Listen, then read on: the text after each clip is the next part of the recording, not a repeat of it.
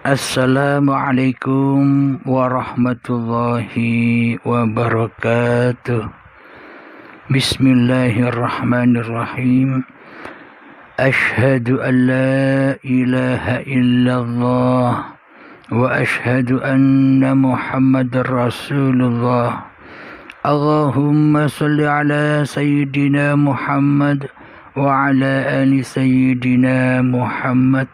Rabbi israh li sadri wa yassir li amri wahlul 'uqdatam min lisani yafqahu qawli. Amin. Bismillahirrahmanirrahim. Salam hormatku buat jamaah tercinta, pecinta uripi Allah. Semoga kita semua senantiasa di dalam kesehatan di sisi Allah Subhanahu wa ta'ala, baik zahir maupun batin. Amin ya rabbal alamin. Alhamdulillahi rabbil alamin. Kami sekeluarga mengucapkan duka yang terdalam dengan adanya gempa di Sulawesi. Semoga para saudara yang ada di sana diberikan ketabahan dan kesabaran di sisi Allah Subhanahu wa ta'ala, dan akan menjadikan hikmah yang terdalam apa yang sudah teralaminya. Amin ya rabbal alamin. Bismillahirrahmanirrahim. Kita lanjutkan kembali episode kembalinya ke jati diri yang keempat. Bismillahirrahmanirrahim. Ya Hayyu ya Qayyum, La ilaha illa anta. Setelah bacaan itu dilanjutkan Astaghfirullah lil mu'minina wal mu'minat. Astaghfirullah lil mu'minina wal mu'minat.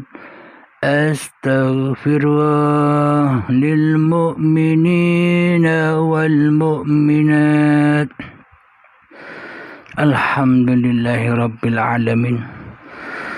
Sebagai orang yang mukmin dan mukminat, pasti terampuni segala dosa-dosanya. Siapakah yang disebut mukminin dan mukminat?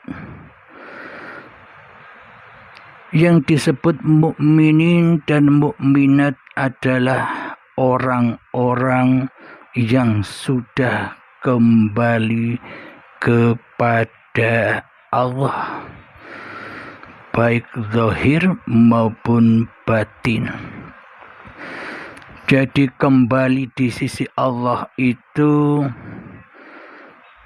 kembalinya hati, sadarnya hati atas kezaliman, atas kesalahan, atas persekutuan yang dilakukannya selama ini. Hati yang tidak mentuhankan Allah kecuali mentuhankan dirinya sendiri selama ini. Menyadari itu semua, kembali pulang rojiun kepada Allah. Jadi aplikasi lillahi ta'ala di dalam setiap laku dan tindakannya sudah teraplikasi, sudah bersandar kepada Allah. Itulah orang-orang yang beriman. Bila dikaji secara zahiriahnya, secara syariatnya, orang-orang yang beriman itu orang-orang yang selalu melaksanakan syariat demi syariat, yang melaksanakan ibadah demi ibadah, yang melaksanakan sholat demi sholat, baik sholat wajib ataupun sholat sunat secara badaniyah. Bila secara badaniyah tidak sinkron, tidak berpegang teguh dengan tali Allah, maka semua amal yang dilakukan tidak akan rojiun kepada Allah. Bila di hati kita ini masih kewujudan diri manusianya, hidup diri manusianya, kuasa diri manusianya, maka Allah selamanya akan tiada. Allah selamanya akan gaib. Inilah ciri-ciri orang yang tak beriman. Jadi iman itu sebenarnya babakan hati. Iman dan Islam itu babakan hati. Bila hatinya memang benar-benar beriman dan Islam di sisi Allah, maka badan-badannya akan Islam semua kembali kepada Allah. Jadi inilah Islam yang kafah. Inilah yang disebut orang-orang yang beriman. Maka terampunilah segala dosa-dosanya. Alhamdulillahirrabbilalamin. Selama ini kita diutus oleh Allah dan diseru oleh nabi-nabi, terutama Nabi Muhammad sallallahu alaihi wasallam, untuk selalu menyembah Allah, untuk selalu mengabdi kepada Allah. Akan tetapi kita selama ini malah banyak menyembah diri kita sendiri daripada menyembah kepada Allah. Malah kita banyak menyembah wayang daripada menyembah sang dalang. Malah kita banyak menyembah baju daripada menyembah siapa yang memakai baju. Jadi kita selama ini lebih menyembah makhluk daripada menyembah sang Khalik. Jadi inilah fakta bahwa diri kita selama ini bukan menyembah Allah, akan tetapi menyembah diri kita sendiri di hati kita.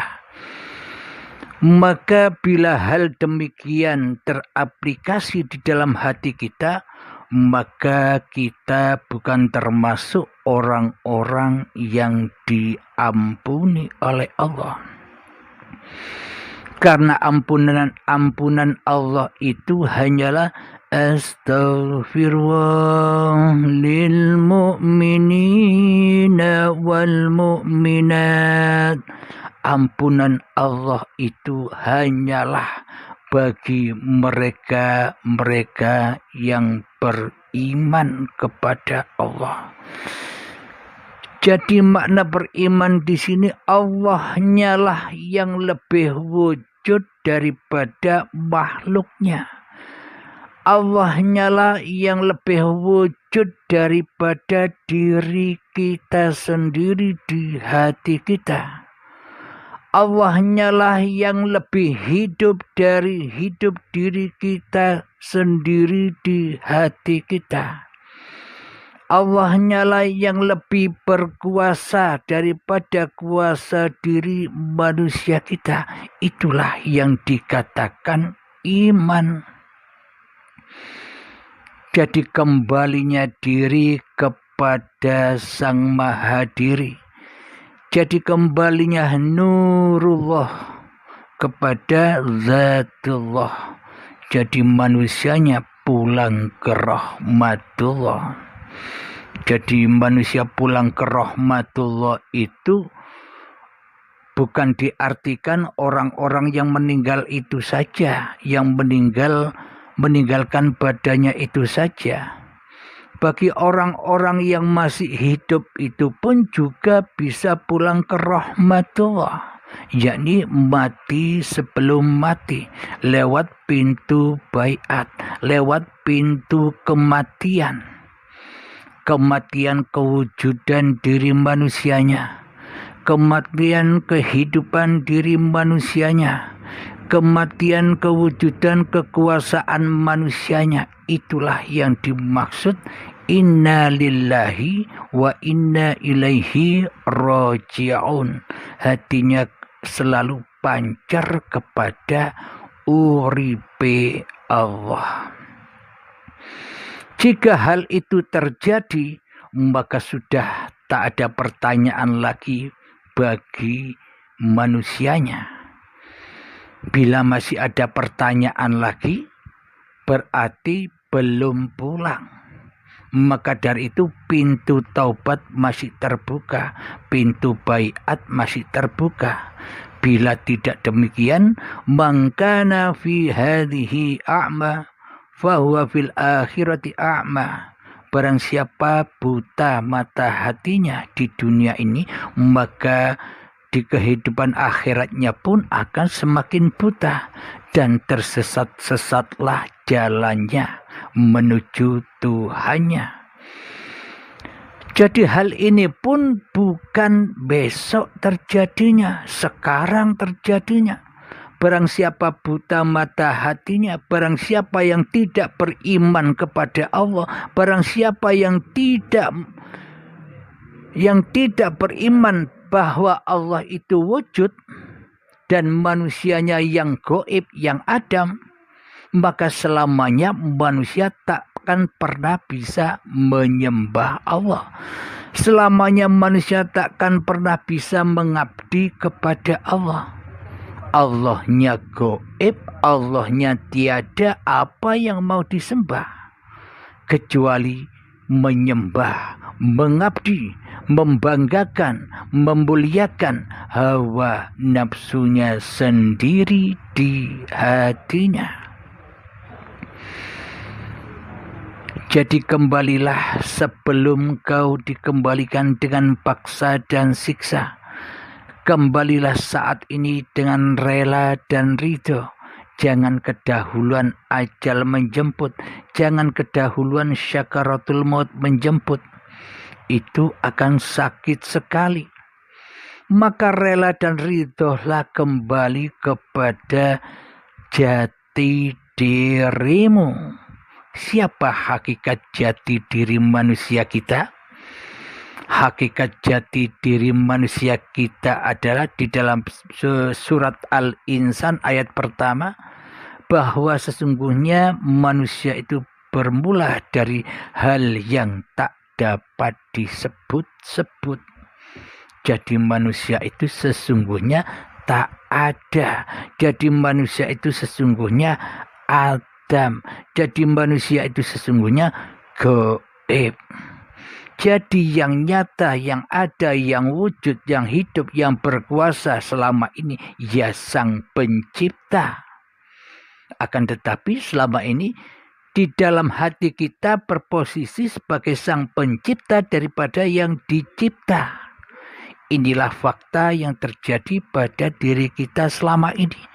Sehingga kita tak pernah kenal Tuhan. Sehingga kita di dalam ibadah-ibadah kita tersesat. Di dalam sholat kita tersesat. Mestinya di dalam sholat itu menuju mengabdi kepada Allah, kok mengabdi kepada dunia yang ditemuinya. Kepada urusan dunia yang ditemuinya.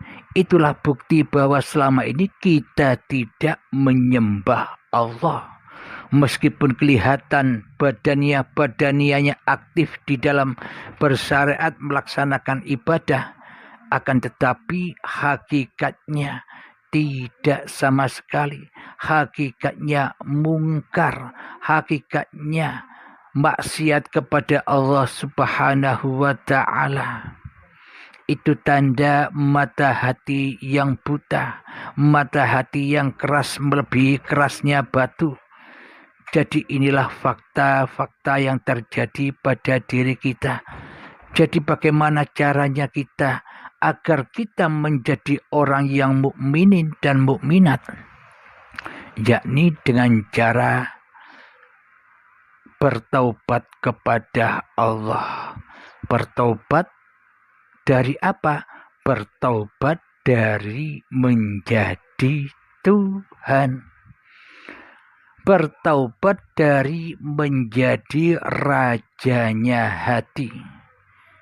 Inilah pintu tobat. Meskipun kita membaca astaghfirullah lil mu'minina wal mu'minat, astaghfirullah lil mu'minina wal mu'minat, astaghfirullah lil mu'minina wal mu'minat. Itu kan hanya bacaan. Itu kan hanya pujian. Pujiannya siapa? Pujiannya hawa nafsunya sendiri. Pujiannya kita sendiri, memuji diri kita sendiri di hati kita. Karena apa? Karena kita merasa bisa berkalam demikian. Namun bagi hamba yang sudah kembali kepada Allah, yang sudah beriman kepada Allah, sudah diaplikasikan istighfar itu di hatinya, tidak disebut-sebut lagi. Karena bila masih menyebut-nyebut itu tandanya belum pulang, itu tandanya belum mati, itu tandanya belum rojiun kepada Allah, karena masih ada sebut-sebutan makhluknya. Akan tetapi bagi manusia yang sudah berpulang kepada Allah, maka sudah tak ada sesebutan lagi, tak bersuara dan tak berhuruf. Karena manusianya lah yang tak bisa bersuara dan yang tak bisa berhuruf. Karena yang bisa bersuara, karena yang bisa menghurufkan adalah Allah subhanahu wa ta'ala, adalah hidup, adalah uripe Allah. Tanpa hidup, tanpa uripe Allah, maka suara dan huruf pun tak ada. Bila tak ada Allah, apakah ada Al-Quran yang tertulis? Apakah ada buku-buku yang tertulis? Apakah ada suara? Apakah ada lantunan adzan? Apakah ada nyanyian? Apakah ada pujian tanpa hidup? Nah, berarti yang bisa mengeluarkan suara, yang bisa berkalam-kalam, yang bisa berhuruf kan Allah, bukan manusianya. Maka dari itu kita di syariat sering kita temui Allah itu tak bersuara dan tak berhuruf. Kenapa? Karena Allah gaib, karena Allah tiada bagi kita. Karena selama ini kitalah yang mengaku-ngaku bisa bersuara dan yang mengaku-ngaku bisa berhuruf. Karena selama ini kitalah yang mengaku-ngaku bisa berkalam-kalam dan yang mengaku-ngaku yang bisa menulis, membaca.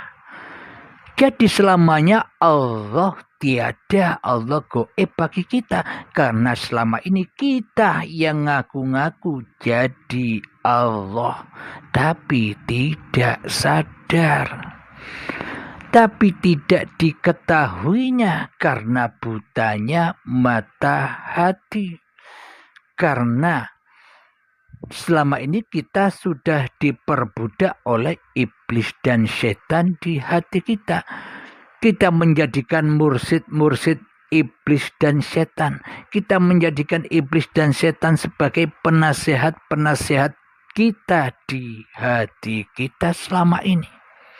Di dalam sholat kita dinasehati iblis dan setan. Bro, ketika kita sholat, Allahu Akbar. Bro, ayo kita keluar bro. Cari pemandangan bro. Cari rezeki bro. Di dalam sholat kan demikian biasanya. Jadi di dalam sholat kita selama ini sesungguhnya kita tidak sholat. Akan tetapi sesungguhnya selama ini kita hanya bermaksiat saja kepada Allah. Karena apa? Karena iman belum datang di hati kita. Karena apa? Karena selama ini kita lebih mentuhankan diri kita sendiri. Kita lebih mewujudkan hawa nafsu kita sendiri daripada mewujudkan Allah Subhanahu wa ta'ala sebagai pencipta diri kita. Alhamdulillahirabbil alamin. Semoga ulasan ini bisa dipahami. Alhamdulillahirabbil alamin. Rabbana atina fid dunya hasanah wa fil akhirati hasanah wa qina adzabannar. Wa sallallahu ala sayyidina Muhammad wa ala alihi wa sahbihi wasallam. Walhamdulillahirabbil alamin. Akhir kalam. Assalamualaikum warahmatullahi wabarakatuh.